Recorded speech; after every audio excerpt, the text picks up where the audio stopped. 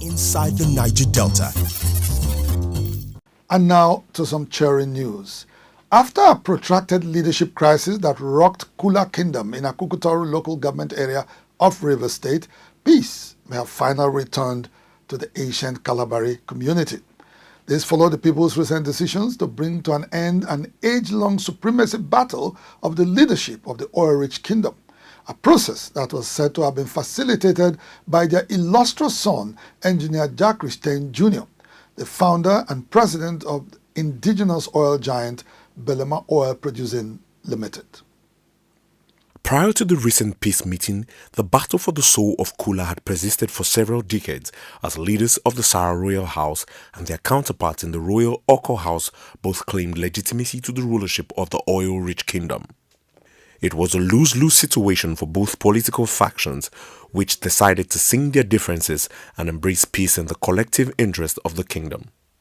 In charting a new course for the kingdom in the peace accord, leaders of the two royal houses officially dissolved their respective cabinets and collapsed them into a new body known as the Kula Supreme Council of Traditional Rulers.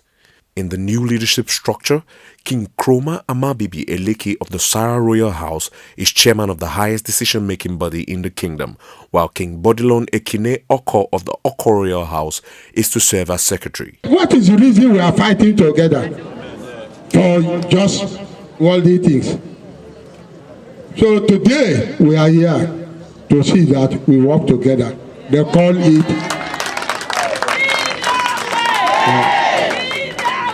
Kula call it Oko and Sarah Kingdom. If you want to summons, I summons you Oko and Sarah summons. They cover the whole town. This is what our father lived till we met. If they get this sort of disunity, enemy kingdoms, our left and right, can finish this town. With the spirit with which we have started, my brother and I, we will succeed. We will follow due process and see that Kula moves forward. So my clarion call is that my brother has joined me today. All of you have joined us today to move Kula Kingdom forward. And we can make genuine mistakes. If we make genuine mistakes, please tell us, call us. We will correct ourselves. Both leaders who lamented the negative consequences of the dispute on the peace and progress of the kingdom have agreed to coexist peacefully and champion the cause of their people. They both acknowledged Engineer Tein Jr., the founder and president of Belema Oil Producing Limited, who is an illustrious son of Kula Kingdom, as the facilitator of the peace accord. He has passionately handled the affairs of Kula Kingdom. He's not the king. He's not the royalness. Are we not listening to him? We are listening to him, isn't it? You can be royalness and nobody listens to you. If you break your bed very well, you can lie safely on it. As you make it, that's how you will lie. Today he has made his bed very well, and he's lying on it. We are respecting him. So let us all respect ourselves, so that people will respect us.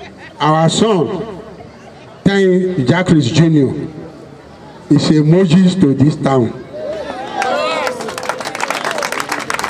He comes to deliver this town. Give food to a person who have no food. Bless everybody with his success. And able to control this town to be one today. May God bless him in Jesus' name. Others present at the peace meeting described it as historic and most welcome. It will engender peaceful coexistence, security, and then all other development will fall in place. I want to say that what that has happened today is what we have been praying for, which God has answered. The churches in this community right now, they are one, and we work in one accord. And we have been praying that also the community will also be one too. That is what we have seen today. We want to say, may the name of the Lord be glorified. And with the CDC, We are for development and we want peace for this community. So we embrace this peace to move forward to other communities too. So Kula Kingdom will become one. The first day I saw the Amayalamba of Kula and King Bodelo, His Royal Highness Bodelo the King, at the Stra Square, I was very happy. Both of them were shaking hands together. From that day, I was glad and I sang a lot of songs on that day. We wanted to push this Kula forward. We don't want any misunderstanding. If there is a crisis in this community, where will we run to? So we are very happy. We accept this unity. Impressed with the recent turn of events in their land, some Kula indigenes are calling on the River State government to support the current peace initiative by immediately recognizing the newly inaugurated Kula Supreme Council of Traditional Leaders as the highest decision-making body and the symbol of authority in Kula Kingdom. Inside the Niger Delta,